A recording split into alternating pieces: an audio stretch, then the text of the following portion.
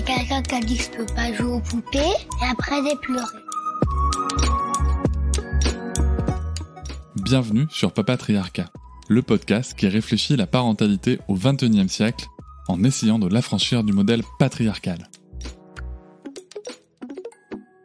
L'éducation positive, c'est un sujet qui agite beaucoup la société, qui agite beaucoup les parents, qui agite beaucoup les politiques, enfin quand ils s'y intéressent, qui agite beaucoup les acteurs et les actrices de la vie justement de la petite enfance. C'est un gros sujet, c'est un changement de paradigme éducatif qui est important, essentiel. Et qu'en est-il en fait à l'école ? Et oui, parce qu'aujourd'hui, on a un petit peu plus de 12 600 000 élèves qui sont scolarisés. Est-ce que c'est applicable déjà et comment est-ce qu'on peut l'appliquer ? C'est une question que je me suis vraiment posée. Bien évidemment, je ne suis pas la meilleure personne pour y répondre, mais il se trouve que mon invité du jour est beaucoup mieux placé que moi. Il s'agit de Soline Broadvert-Vassière. Alors, elle est déjà apparue dans ce podcast quand on a parlé du cheminement. Vous la connaissez, elle est mère, elle est enseignante, elle est autrice. Elle partage ses découvertes, expériences et réflexions en matière d'accompagnement de l'enfant, dans le respect bien sûr des droits de l'enfant. Vous la connaissez sûrement par rapport à ses réseaux sociaux aussi. Soline s'éveiller sur Instagram et s'éveiller et s'épanouir de manière raisonnée sur Facebook. Elle a écrit beaucoup de livres. Je vous invite à consulter son site, à consulter son profil pour aller découvrir. Ici, on a un vrai coup de cœur pour son livre « Je peux te faire un bisou sur le consentement ». C'est vraiment quelque chose qui nous guide depuis, qui nous accompagne depuis, je crois que Sarah a 1 an, quelque chose comme ça. Donc ça fait plus de 3 ans que ce livre est à nos côtés. Il y en a d'autres qui sont vraiment hyper intéressants, notamment sur le fait d'être mère et de prendre soin de soi aussi. Voilà, Soline écrit les choses avec beaucoup d'exigence et en même temps beaucoup de nuances. Et toujours avec une certaine exigence historique par moment, puisque à la base, elle est quand même prof d'histoire géo, mais elle va nous raconter tout ça. Elle va nous raconter tout ça. Et là, on va se baser sur son livre qui s'intitule « L'éducation positive dans la salle de classe ». Eh bien oui, dis donc. Parce que c'est pas si évident que ça, quand même, je pense. Surtout quand on entend parler des problèmes dans l'école publique en l'occurrence, que les professeurs peuvent rencontrer. Ça doit pas être évident quand même de parler d'éducation positive. Comment est-ce que ça s'organise ? Comment est-ce que ça se réfléchit ? Est-ce que c'est une charge de travail en plus ? Comment est-ce que ça se passe avec les élèves ? Et comment est-ce que ça peut influer justement sur les élèves ou pas ? Est-ce que c'est pertinent ? Est-ce que ça permet de gagner du temps, de l'énergie ? Je ne sais pas. Nous allons essayer de répondre à toutes ces questions. Pour commencer le sujet et pour qu'on soit tous au même niveau de réflexion, ma première question pour Soline sera: c'est quoi ta définition de l'éducation positive ? Je vous souhaite une très bonne écoute. Alors, juste avant de répondre à ta question, je vais peut-être me présenter juste pour les personnes qui me connaissent pas, parce que on va parler d'éducation positive dans la salle de classe, et il est quand même important que les gens sachent que je suis enseignante moi-même, parce que parfois des gens s'expriment sur des sujets sans le connaître de l'intérieur. Donc moi, je suis enseignante depuis, c'est ma 16e année d'enseignement, et j'enseigne dans le secondaire, en collège, un collège rural, plutôt avec un public aux difficultés sociales et culturelles. Voilà, c'était pour replacer le décor. Alors, pour répondre à ta question, qu'est-ce que c'est que l'éducation positive ? Quelle est ma définition ? Alors moi, j'ai pas de définition propre, de définition personnelle. Je ne suis rien pour formuler mes propres définitions. Donc, je me base en général sur la définition du Conseil de l'Europe. C'est ce que je reprends dans le livre d'ailleurs, qui définit en fait 5 piliers pour l'éducation positive. Ces 5 piliers qu'on va retrouver à la maison comme à l'école. Enfin, c'est vraiment l'éducation positive de façon très large. Alors le premier pilier, c'est le fait de répondre aux besoins. On le sait, je pense que j'apprends rien à personne, que chaque individu a des besoins qui lui sont propres. Ces besoins peuvent être des besoins d'amour, d'affection, de sécurité, besoins affectifs, besoins physiques, sociaux, enfin bref, je reviens pas là-dessus. Et donc l'idée c'est d'aller combler ces besoins. Alors là, tout de suite, il y a un petit warning qui s'allume en disant « Ah, ok, à l'école, on n'est pas tout seul. » Donc répondre aux besoins de 30 élèves, aux petits êtres en même temps, ça va être compliqué. Donc c'est là où il va y avoir une différence entre la théorie et la pratique. Donc ça, c'était le premier pilier. Le deuxième pilier, c'est l'importance d'avoir des règles qui sont fondamentales, qui sont sécurisantes. En général, on parle aussi d'installation de routine, qui peuvent exercer ces fonctions-là. Le troisième pilier, c'est l'écoute empathique. Alors on y met là tout ce qui concerne la communication non violente, l'accueil des émotions. Le quatrième pilier, il s'agit de favoriser et développer l'autonomie.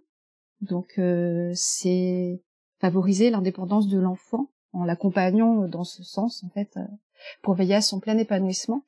Et puis, il y a un cinquième pilier qui est la non-violence.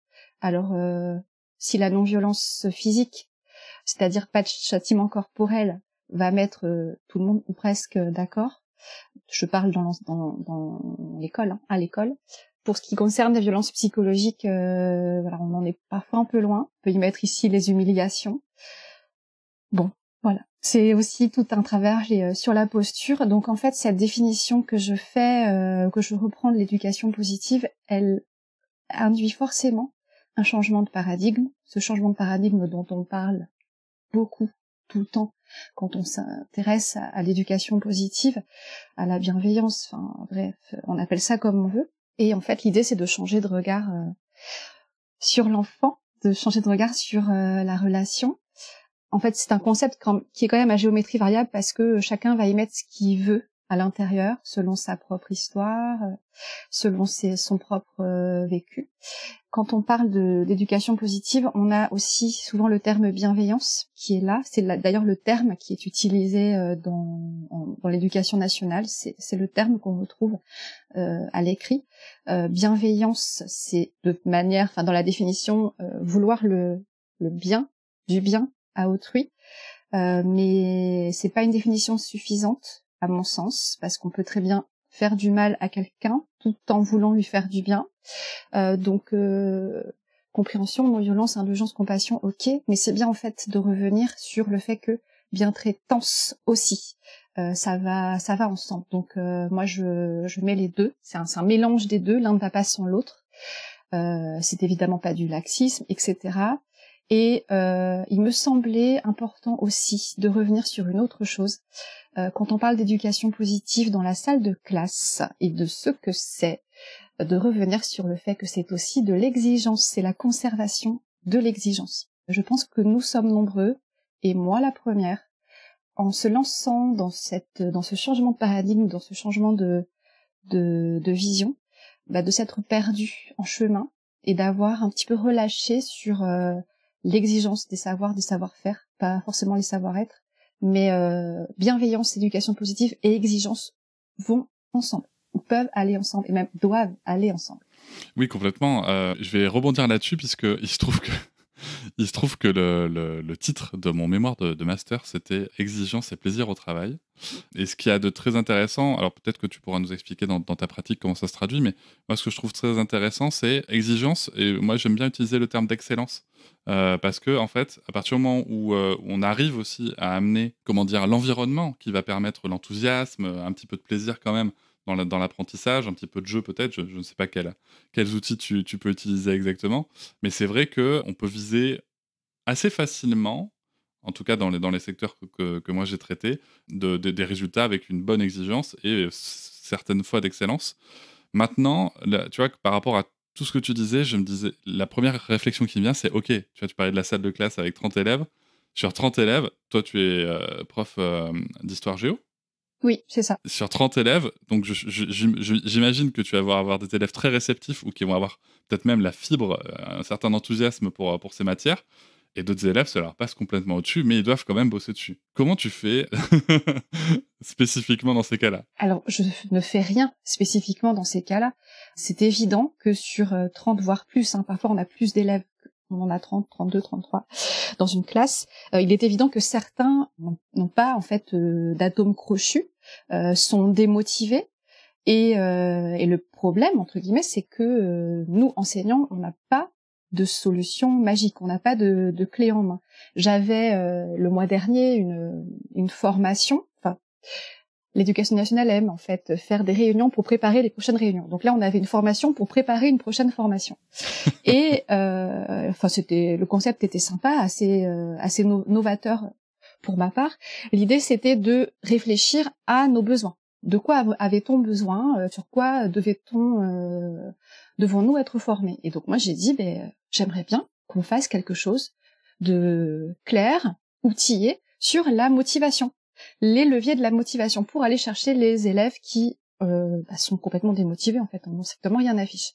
Et j'ai reçu une fin de non-recevoir parce que c'est un concept difficile, c'est un concept peu étudié. Je ne sais pas, allons-y, étudions ce concept de motivation. Donc on en entend parler beaucoup dans les formations de psychologie pour les enseignants ou sur les sciences cognitives, en nous disant que la motivation intrinsèque, extrinsèque, tout ça, ce sont des leviers de motivation, très bien, mais en fait, on n'a pas d'outils.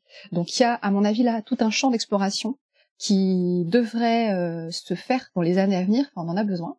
Mais sinon, du coup, en attendant que la recherche avance et que certains sociologues, pédagogues, avis à ceux qui nous écoutent, se penchent sur la question, en fait, on fait ce qu'on peut. Moi, je suis j'ai toujours été très transparente avec mes élèves, donc je leur dis, en fait, dès le début d'année, je leur dis qu'il y a des moments où ça va pas les intéresser. Ils ont droit, d'ailleurs, de penser que ça ne les intéresse pas. Ils peuvent le dire dans les limites du respectable, envers moi-même et mon travail, mais qu'en fait, finalement, mon objectif, mon but, c'est qu'à la fin de l'année, ils me disent qu'ils ont passé une bonne année. Même si ils n'ont pas retenu tout ce que je voulais qu'ils retiennent, en fait, si on n'est pas arrivé à tous les objectifs, si au moins ils ont passé un temps agréable pour eux et qu'ils ont retenu quelques petites choses, je me dis que c'est déjà ça.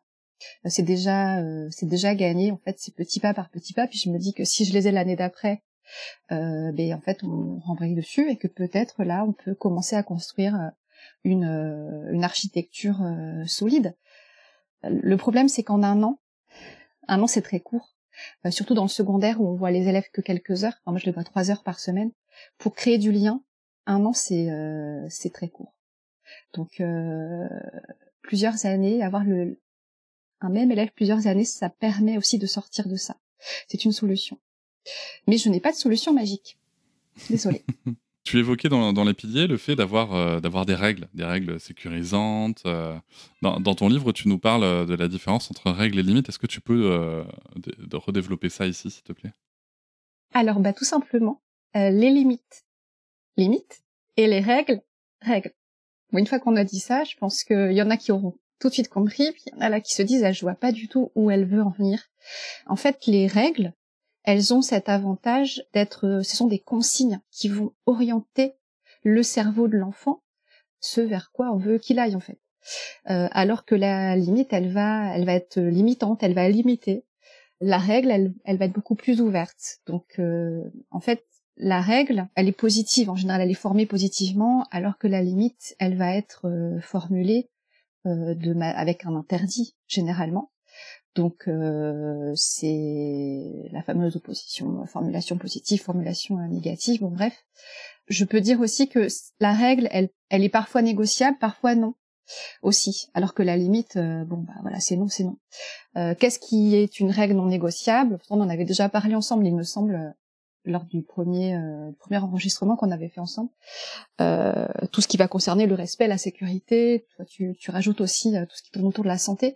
Voilà, tout ça, ce sont des règles qui sont non négociables et le reste peut être négociable. Moi, je sais que en général, je donne des règles en classe qui sont, j'en donne 2, voilà, qu'on peut choisir ensemble pour que tout le monde puisse travailler et c'est tout. Voilà, ça suffit. Enfin, il faut juste qu'ils respectent celle-ci. Et si c'est respecté, à ce moment-là, on peut travailler correctement. Et sur quoi les règles que tu donnes en classe, du coup? Alors, ça va être le fait de s'exprimer, en fait, pour pouvoir prendre la parole, notamment, parce que c'est vite du grand n'importe quoi dans une classe quand tout le monde commence à dire ce qui lui passe par la tête. Voilà, c'est l'horreur. Donc, moi, j'impose et ils sont d'accord avec ça, mes élèves, le fait de demander la parole. Je demande à prendre la parole, je ne coupe pas la parole à quelqu'un. J'attends mon temps de parole pour m'exprimer. Après, quand je l'ai, je peux m'exprimer, avoir le temps que je veux. Mais c'est principalement celui-ci. Et la deuxième, tu parlais de 2 règles? Après, c'est le respect. Voilà. De façon générale, quoi. Le respect de moi, des autres. Ça reste assez libre sur le volume sonore, sur le fait de se déplacer. Voilà, ils ont des moments où ils peuvent se déplacer. Enfin, je suis assez libre dessus. Et tu arrives à développer... Alors là j'ai une question très pratico-pratique d'une personne qui n'enseigne pas. Tu arrives à développer ton cours. Imaginons, je sais pas, que dans le respect de ces règles-là, tu as des élèves qui se déplacent, ok, s'ils le veulent, et surtout tu as des élèves qui prennent la parole. Donc ça c'est chouette, c'est très très important, je te rejoins à 1000%. Mais imaginons que du coup, ils prennent la parole, ils se répondent, donc toujours dans le respect de la règle, mais que ça... Tu vois, je sais pas, ton cours qui dure sur un cours d'1 heure ou de 50 minutes peut-être, tes élèves, ils parlent pendant 30 minutes, tu vois, et c'est intéressant ce qu'ils disent. Mais ils parlent, et du coup, par rapport à l'avancée peut-être d'un programme ou des sujets qu'il faut traiter, comment tu peux équilibrer tout ça? Ah bah de toute façon, il y a d'autres règles qui sont définies, c'est-à-dire que il faut faire la part des choses aussi entre la discussion en lancée parce que les élèves en ont besoin et du coup bah voilà, tant pis, le cours n'avance pas et on va éclaircir des points, notamment bah nous en histoire géo, on a beaucoup à éclairer des points d'actualité parce que bah, à la maison, c'est pas forcément, enfin les parents n'ont pas forcément les clés ou les élèves n'ont pas pensé ou voulu en parler à leurs parents. Donc à ce moment-là, on prend le temps. J'ai envie de dire que c'est assez rare. Après, il y a le cas des 2-3 élèves qui se sont dit tiens, on n'a pas trop envie de faire cours aujourd'hui. On va plutôt lancer 2-3 questions, puis comme ça, ils vont tous être en roue libre et la prof, elle va partir en roue libre. Donc là, en général, on les voit arriver. Voilà, c'est assez gros, hein, donc on recadre. Et puis, si on est dans un entre-deux, si on a vraiment besoin, pour une raison X ou Y, d'avancer le cours, bah, on le dit en fait, là on va s'arrêter là, ou encore 1 ou 2 questions, puis on s'arrête là. Et puis pour ceux qui ont besoin, bah, vous venez me trouver à la récré, à telle heure, ou à la fin du cours, et puis on détaille. Enfin, il n'y a pas de règles. J'ai pas écrit le guide du parfait petit prof qui doit faire ci, qui doit faire ça. On a affaire à de l'humain. Donc forcément, on compose selon les personnes qu'on a en face de soi, selon le moment de la journée, selon soi-même comment on est, émotionnellement, physiquement. Enfin, en fait, c'est la gestion de l'humain. J'y reviendrai d'ailleurs sur la fin, puisque ce serait intéressant de se demander quand même tout ce que tu développes, que j'aime beaucoup dans ce livre, et qui me donne envie, hein, d'ailleurs, qui me donne une vraie réflexion, puisque ma fille est pas instruite à l'école, elle est instruite en famille, mais et je me dis, tiens, si ça s'était développé, ça pourrait être intéressant. Mais en effet, c'est de l'humain. Et comme c'est de l'humain, il faut aussi se dire, comme un peu pour les parents, que c'est pas un guide pratique du parfait petit prof. Et puis surtout, on va essayer des trucs, on va rater, on va réussir. Et puis le même truc, on va rater finalement une autre année ou avec un autre élève. Enfin, c'est la vie, quoi. Et ça, c'est important de le garder à l'esprit. Tu parles de la démarche des 4 C dans ton livre. Est-ce que tu peux la développer, s'il te plaît? Oui, alors moi je suis férue des moyens mnémotechniques pour pouvoir faire en sorte que mes élèves retiennent des choses. Et quand j'ai écrit le livre, je me suis dit tiens, il faut que je trouve un truc pour que les gens se souviennent que c'est un tout. En fait, quand on accompagne un enfant, un apprenant, c'est un tout. Et donc j'ai cherché, et je voulais montrer que quand on a affaire aux apprentissages, on utilise son cerveau, qui commence par un C, son cœur, son corps, et que c'est pris en charge par un cercle, tout un environnement. Donc ces 4 mots, commençant par un C, j'ai appelé ça la démarche du 4C. Bon, enfin, c'est vraiment en toute humilité. Hein. J'ai pas vocation à inventer de concept. Bah, le cerveau, il est évidemment au service des apprentissages. Enfin, comment est-ce qu'on peut mémoriser, apprendre quelque chose en étant efficace, en ignorant complètement le mode de fonctionnement de son cerveau? Alors c'est exactement ce que moi j'ai vécu en tant qu'élève. C'est ce que beaucoup d'élèves en France connaissent. En fait, ils savent pas du tout, certains, comment est leur cerveau déjà physiquement, le néocortex, le cerveau limbique, etc. Et puis comment s'en servir efficacement, comment faire en sorte qu'il y ait des connexions, comment mémoriser. Donc c'est important en fait de les accompagner là-dedans. On fait des progrès en France, il y a de plus en plus de formations, des choses qui se mettent en place là-dessus, donc ça c'est plutôt bon signe. Sur le cerveau, il y a une partie que j'ai beaucoup aimée, puisque tu viens démonter quelques neuromythes, comme on dit, et c'est marrant parce que tu vois, tu viens quand même démonter de gros neuromythes, hein, donc il y en a une dizaine. Tu viens de dire tout se joue avant X années, donc souvent on dit tout se joue avant 6 ans. Tu viens parler des styles d'apprentissage. Quand on dort, on apprend. Alors celui-là, je l'ai beaucoup aimé parce que, je sais pas si tu te rappelles, moi j'ai connu une époque où quand j'étais jeune adulte, je crois, en fait, on faisait la promotion du fait d'écouter des cours de langue en dormant, tu vois, pour apprendre à parler une autre langue. Chose que j'avais essayé et qui n'a jamais marché. Et j'ai trouvé ça très drôle. Et c'est vrai que tu expliques sur cet exemple-là que je prends, qu'en effet, bien sûr que le sommeil a un rôle dans la réorganisation des informations, mais que c'est pas spécifiquement à ce moment-là qu'on apprend. Et j'aime bien aussi que quand on veut, on peut, le fait de revenir sur un petit peu cette phrase, cette un petit peu fausse phrase motivationnelle qui fait souvent beaucoup plus de tort, je pense, que ce soit... moi, je l'ai beaucoup connu en entreprise et je suppose que toi, peut-être que tu connais des collègues aussi qui disent à des élèves, non mais écoute, si tu n'y arrives pas, c'est que tu veux pas en fait. Oui, oui, bah certainement que j'ai des collègues dans ce cas. Cette phrase, j'avais une élève qui me l'avait proposée pour qu'elle soit affichée dans ma salle de classe. L'affichage, j'ai un panneau, encouragement, etc. Puis c'est vrai que j'aime bien les mettre à contribution. Donc je leur avais dit, si vous avez des petites phrases un peu sympas pour vous booster, et elle m'avait dit ça, quand on veut, on peut. Bah non, désolée. En fait, donc je lui ai expliqué pourquoi. Parce que bah non, tout le monde ne peut pas justement, et ça peut faire plus de mal que de bien. Mais effectivement, les neuromythes ont la vie dure, et en particulier ceux-là. Ils sont nés d'une sursimplification à outrance, de la vulgarisation. Je tombe aussi dans ces travers, comme beaucoup, parfois, pour aller vite, pour simplifier. Mais c'est important, voilà, de remettre quand même les choses, les pendules à l'heure. Je pense notamment au profil. Quand on parle de profil visuel, auditif, kinesthésique, j'ai beaucoup de collègues qui font encore ça, des questionnaires aux élèves pour déterminer quel est leur profil. Or, on sait, via justement ces sciences cognitives, que on n'est pas soit complètement auditif, soit complètement visuel, soit complètement kinesthésique, mais qu'on est un peu de tout ça, qu'on a un profil qui va être parfois qui va prendre le pas sur les autres, et selon les disciplines, selon le champ de compétences, on va pas utiliser le même champ, en fait. On va plutôt être visuel pour un truc, plutôt auditif pour les maths, bon. Donc c'est aussi des neuromythes à démonter. C'est important d'en parler. Oui, complètement. Et bien sûr, à côté, tu parles aussi de choses qui marchent, qui marchent très bien, qui sont démontrées, je pense, au sujet des fonctions exécutives. Mais bon, je laisse les gens aussi découvrir le travail dans ton livre. Et donc ensuite, tu voulais nous parler du cœur. Oui. Alors, sur cette démarche Descartes, on a parlé du cerveau, donc il y avait effectivement le cœur.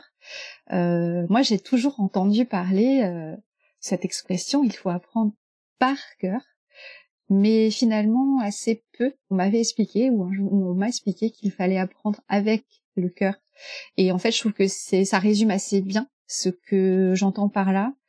Quand on est bien, dans ses émotions, j'entends, en fait, on peut tout à fait, on est dans de bonnes dispositions pour apprendre. Je ne développe pas forcément, parce que je pense que tout le monde aura compris que des émotions qui sont plutôt agréables vont favoriser l'apprentissage, alors que des émotions désagréables qui nous mettent dans un état de stress important, ça vient bloquer certains circuits neuronaux, et donc ça peut bloquer l'apprentissage. Même si des émotions fortes s'imprègnent en nous. En fait, je ne sais pas si on te demande, ou si on demande aux auditeurs et auditrices de se remémorer un moment de leur scolarité, il y a de fortes chances qu'ils se remémorent un épisode plutôt négatif parce que ils ont vécu une émotion forte à ce moment-là, une émotion de peur, de stress intense. Donc ça vient marquer quand même les émotions désagréables viennent marquer la scolarité, mais pas dans le bon sens. Donc, je pense que le cœur devrait être mis au service des apprentissages.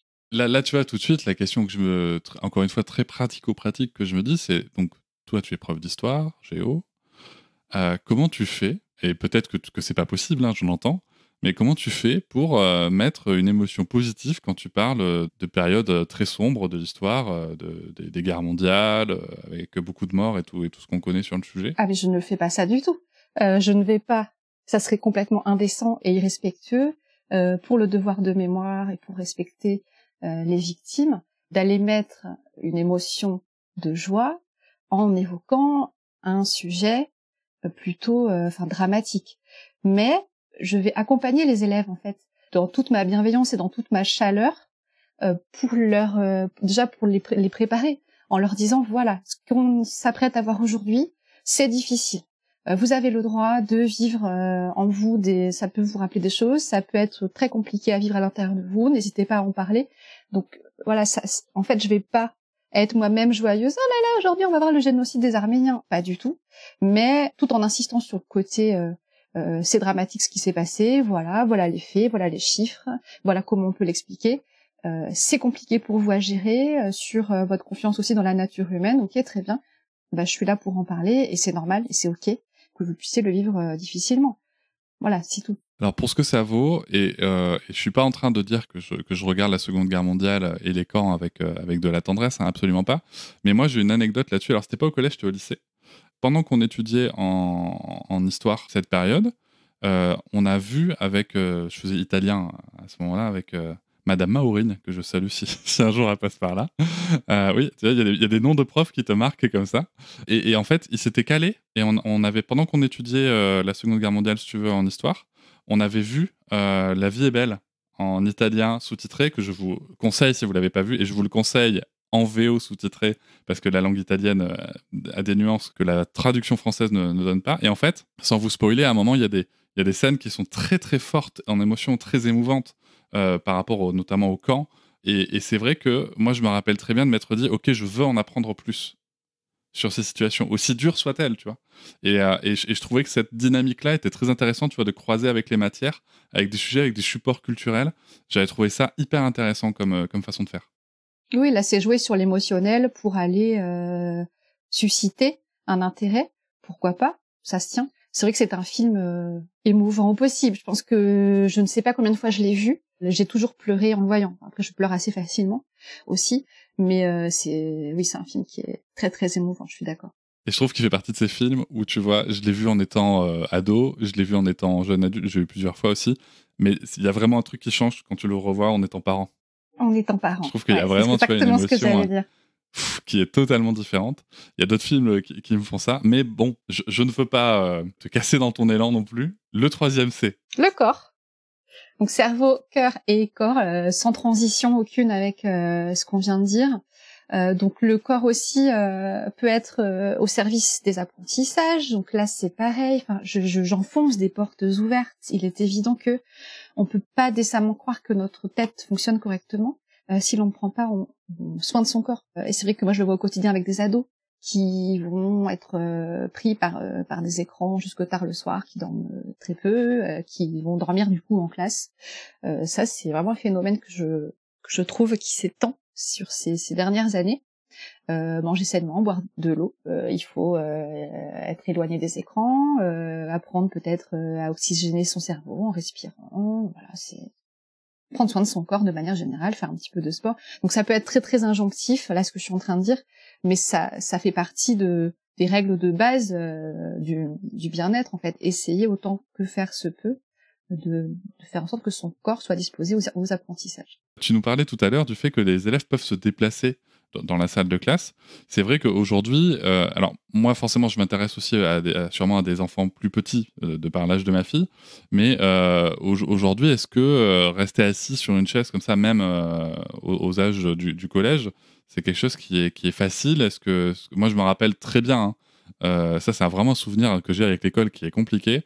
C'est le fait que je tenais pas en place sur la chaise, quoi. C'est pas que ça m'intéressait pas, c'est qu'à un moment en fait fallait que je bouge, et ça c'est une vraie difficulté que j'ai connue. Et est-ce que ce sont des choses qui évoluent aujourd'hui dans l'école? Alors peut-être toi dans ta salle, mais est-ce que de manière globale c'est quelque chose qui évolue? Je ne peux pas répondre à cette question parce que ça reste j'ai pas la connaissance en fait pour savoir s'il y a des études sur le sujet, et donc ma réponse elle serait que de manière empirique, donc forcément biaisée. Donc là je vais être honnête, hein, je peux pas répondre là. Toutefois, ce que j'observe de façon empirique, donc encore une fois ça reste biaisé, donc je prends des gros gants, j'observe que de plus en plus en fait on a des enseignants qui se tournent vers des méthodes d'enseignement mixtes, alors pseudo-flexibles ou je ne sais quoi, enfin après ça pour des noms évidemment parce qu'il faut tout théoriser, c'est assez varié. Alors moi quand je te dis qu'ils se déplacent à des moments précis où en fait, il y a des moments où c'est pas possible de se déplacer. Quand c'est moi qui prends la parole pour faire une reprise magistrale où je leur dis attention, là c'est attention, on est dans le rouge, vous êtes 5 minutes concentrés sur ma parole. Évidemment, personne ne se déplace. Il y a d'autres moments où je leur dis bah là maintenant vous êtes en travaux d'équipe ou en travaux de ceci, en travaux de cela. Vous vous déplacez dans la classe pour utiliser le matériel comme vous voulez. Et puis voilà, ça reste quand même encadré par des règles, mais je pense que ça change, je pense que ça bouge.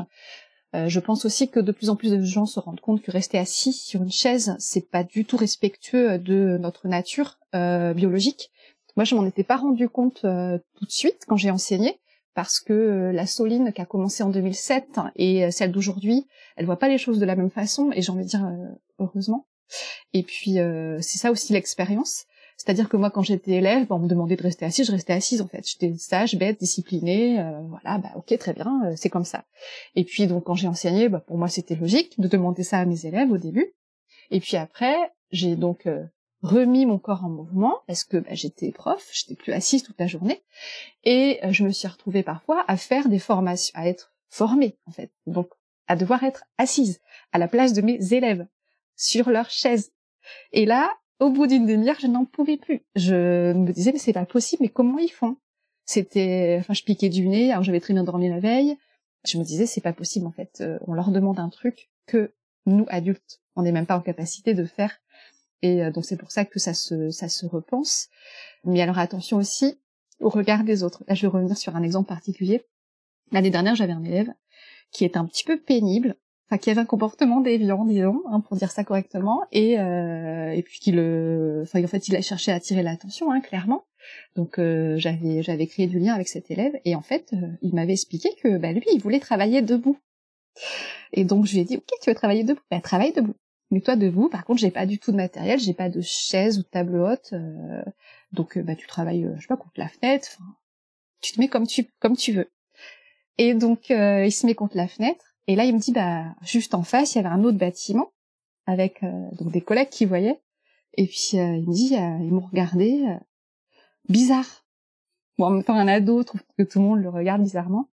Et là, je me suis dit, oh là là, qu'est-ce qu'ils vont penser, les collègues? Ils vont se dire que c'est gros bazar dans ma classe parce que il y a un élève qui est debout.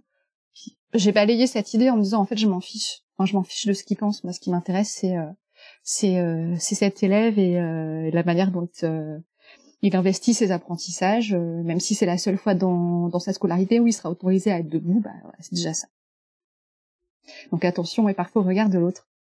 C'est ça, et puis après, je pense qu'aussi, il y a ce côté où, tu vois, en entreprise, moi, je travaillais dans différentes entreprises avec différents postes, on parle beaucoup d'ergonomie, tu vois, ergonomie des postes, ergonomie des sièges, et j'ai un parent l'autre jour qui est spécialiste d'ailleurs de ça en entreprise, qui est un parent de l'école du village où j'habite, et on discutait et il me dit, mais tu vois, je comprends pas, tu sais, à l'école, c'est les vieilles chaises, tu vois, enfin, les vieilles chaises, elles sont pas vieilles en soi, mais c'est le vieux modèle, tu vois, en bois, avec les pieds en fer, tu vois, classique, quoi, qu'on a sûrement tous et toutes connus, en tout cas dans notre majorité. Et il me disait, mais ça, en fait, tu vois, tu mettrais ça dans une entreprise, c'est pas possible.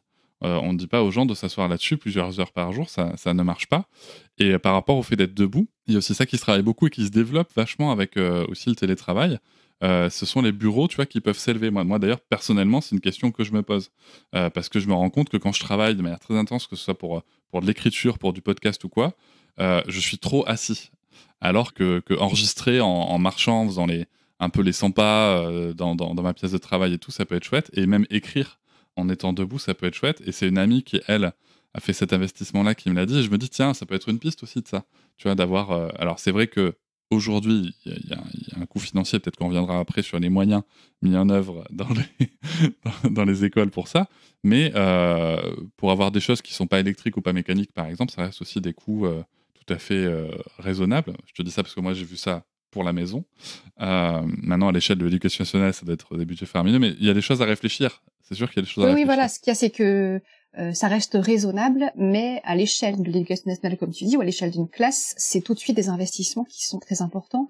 Pour te donner des chiffres, en fait, avec une de mes collègues, on avait l'année dernière fait faire des devis simplement pour acheter quelques tables hautes, quelques chaises hautes, quelques tableaux sur les murs pour justement les faire travailler debout. Enfin bref, il y avait pas grand chose de foufou. On était sur quelque chose de l'ordre de 5 000 €, parce que le mobilier pour l'école doit obéir à des normes particulières qui ne sont pas les mêmes normes que la maison. Donc les coûts, les prix sont énormes. Donc je dis pas que c'est pas justifié, tout est compliqué. Donc résultat, ces chaises, ces tables, ces trucs, on les a pas eus. On va les redemander cette année, mais il y a très peu d'argent. Et j'ai envie de dire que beaucoup d'enseignants aussi qui se lancent dans ça, là-dedans. Moi, j'en vois sur Insta. C'est des choses qu'ils payent eux-mêmes. Enfin, on en est là, quoi. C'est dramatique de se dire que c'est sur des fonds personnels pour pouvoir aller travailler. Dans quel métier on finance soi-même son matériel. Après, les détracteurs diront, vous voulez bien, c'est vrai, mais c'est pas une excuse. On y reviendra peut-être dans le bonus sur ce sujet. Je profite de dire aussi à notre auditoire que si vous souhaitez réagir à ce que je peux dire, à ce que Soline peut dire, ou si vous avez peut-être des questions sur tous ces sujets-là, vous pouvez laisser un audio sur le lien de SpeakPipe, sur l'outil SpeakPipe qui est en description du podcast. Et n'hésitez pas, je fournirai, ou peut-être qu'on fournira une réponse directement dans le podcast. Et voilà, on arrive au 4e C, qui est le cercle. Enfin. Effectivement, le cercle, le service des apprentissages. Donc tout ça pour dire que quand on parle d'apprentissage, d'éducation positive, tout ce qui va mettre l'élève dans de bonnes dispositions, il y a tout son environnement, en fait, toutes les personnes qui sont autour de lui. Et évidemment, ça va être l'enseignant, l'enseignante, mais ça peut être aussi toutes les personnes qui sont avec lui au quotidien dans la classe. Donc, ses camarades, hein. Ça peut être les adultes aussi qui sont dans la cour. Et puis ça peut être les parents également, ou le responsable qui a charge de l'enfant. Donc, toutes ces personnes vont permettre à l'enfant d'être dans de bonnes dispositions ou non pour apprendre. Là où en fait c'est pour moi hyper important, c'est vraiment d'insister dessus, c'est que il faut être empathique et soutenant. Oui, très bien. On est tombé dans un travers qui veut que on reporte cette charge sur l'autre, alors qu'en fait c'est une charge qui est collective. Charge. Je trouve pas d'autres mots là parce que c'est charge, c'est un peu à connotation ça donne pas envie. Ça donne pas envie, je sais pas comment le formuler autrement, mais cette responsabilité peut-être, cette responsabilité-là, qui est en fait collective, qui est commune, et c'est important de se soutenir dans cette responsabilité-là, plutôt que de se tirer dans les pattes, et que l'on observe plutôt au quotidien.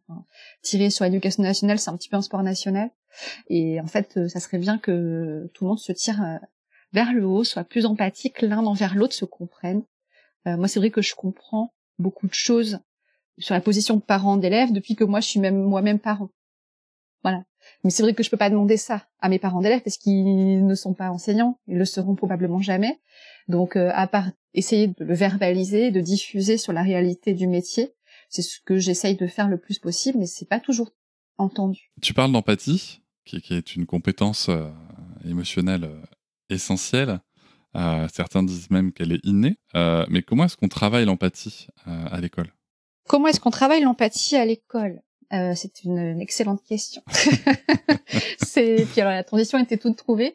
En fait, j'avais dans le livre détaillé plusieurs types d'empathie différentes. Alors c'est pas de moi, hein, c'était d'un chercheur de Chicago. Et en fait, pour lui, il y avait 3 types d'empathie. Il parlait d'empathie affective, c'est-à-dire sentir, partager les émotions des autres. Il parlait aussi d'empathie cognitive, donc comprendre en fait, ces émotions d'autrui. Et puis il parle de sollicitude empathique, c'est-à-dire après aller prendre soin de l'autre. Donc comment est-ce qu'on travaille cela à l'école ? Des outils, il y en a plein. Il suffit d'aller sur votre meilleur ami, un moteur de recherche.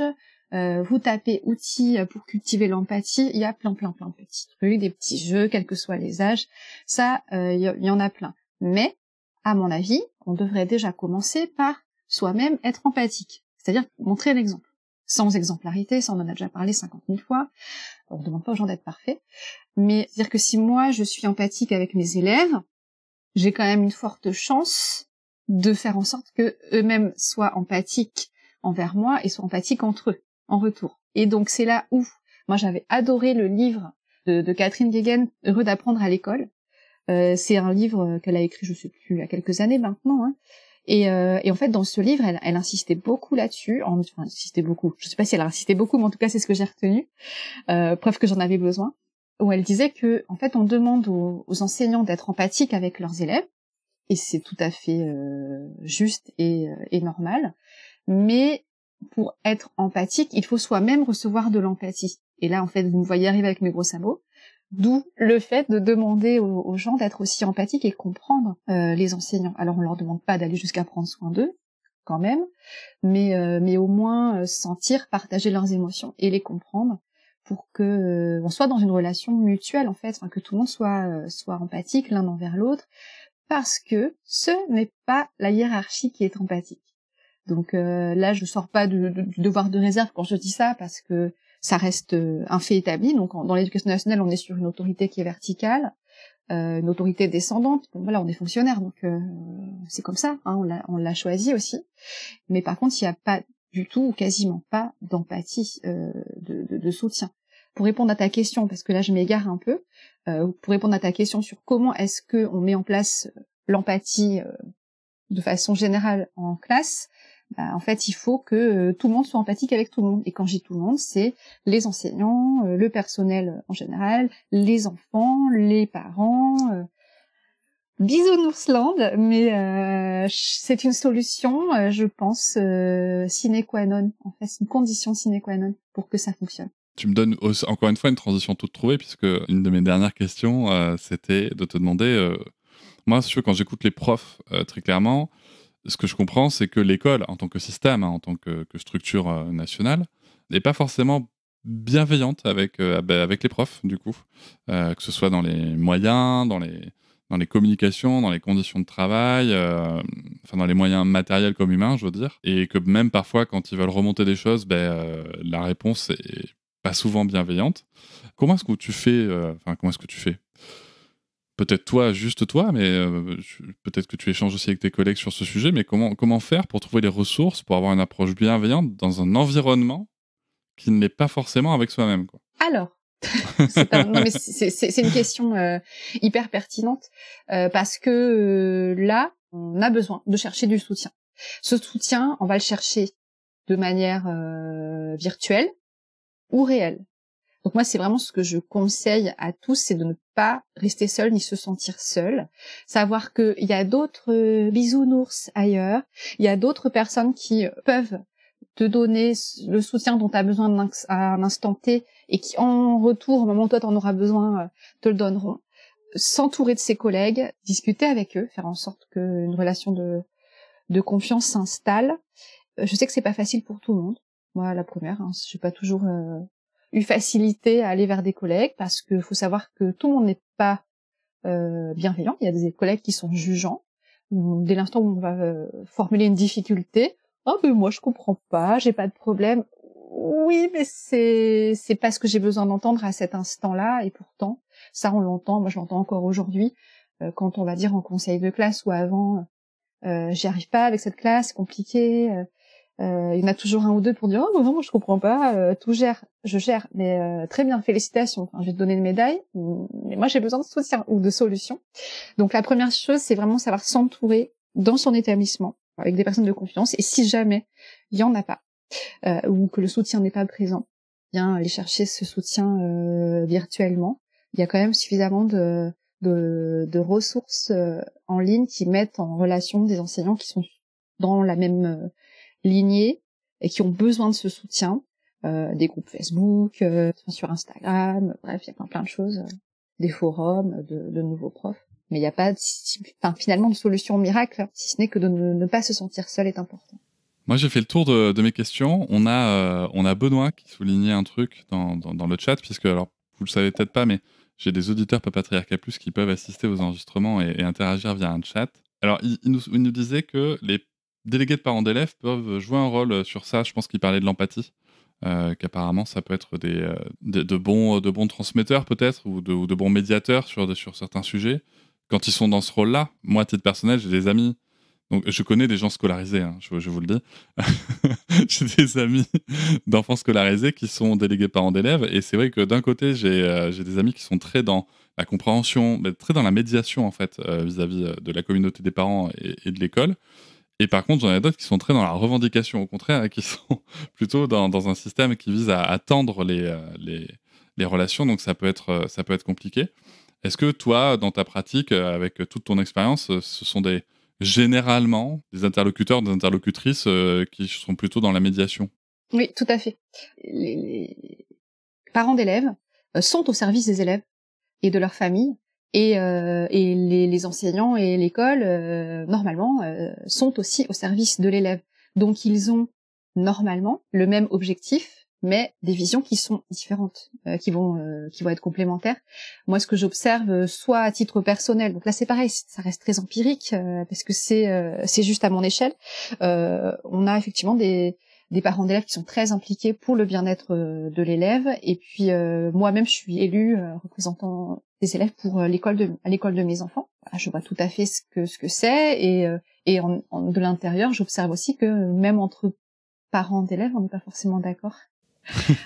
Et ça peut être très difficile. Enfin, je sais que moi, à titre personnel, j'ai été représentante quelques années, et après j'ai dû arrêter parce que c'était trop difficile pour moi de partager en fait cette responsabilité-là avec des personnes qui n'étaient pas sur la même ligne que moi, ou alors d'être toujours celle qui faisait sa relou de service en fait, qui était pas d'accord, pour qui ça allait pas loin. Donc du coup j'ai arrêté, puis là j'ai repris. Mais je pense qu'effectivement les parents d'élèves ont tout à fait leur place, leur rôle au sein de l'école pour défendre les enfants. Et une dernière question aussi de Benoît qui m'écrit: qu'est-ce que Soline pense de la NEFL de l'éducation nationale, et est-ce qu'elle en a ne serait-ce qu'entendu parler? Ah non, pas du tout, je ne connais pas, je ne sais Voilà. pas. Qu'est-ce Bon, on va chercher. Qu'est-ce que c'est que la NEFL? Je ne sais pas. Je connais la nef, le fruit, mais je ne sais pas. Il me semble même ne jamais avoir entendu parler. Au début, j'ai cru qu'il parlait de la banque. J'avais mal lu. Ah, notre école, faisons-la ensemble. Ouais, je suis tombé là-dessus aussi. Après, si ça se trouve, j'en ai entendu parler, on le met en place, mais que ça porte pas ce nom-là. Enfin, ouais, peut-être que y a en interne. Il y a tellement de noms et tellement de tiroirs pour tout, qu'il y a des chances que ce soit quelque chose dont on parle et dont on ait entendu parler, ou même qu'on mette en place, mais on l'appelle pas comme ça. En tout cas, merci beaucoup, Soline, pour cet épisode, et puis pour ton chouette livre, L'éducation positive dans la salle de classe, qui est préfacé par Olivier Morel, que j'aime beaucoup, et paru chez Deboc. Et merci beaucoup, et on se retrouve très bientôt. Salut. À bientôt. Je vous remercie de m'avoir écouté. Je vous invite à vous abonner au podcast sur votre plateforme préférée et à me retrouver sur Instagram, TikTok, Facebook et sur le blog papatriarcat.fr. À bientôt.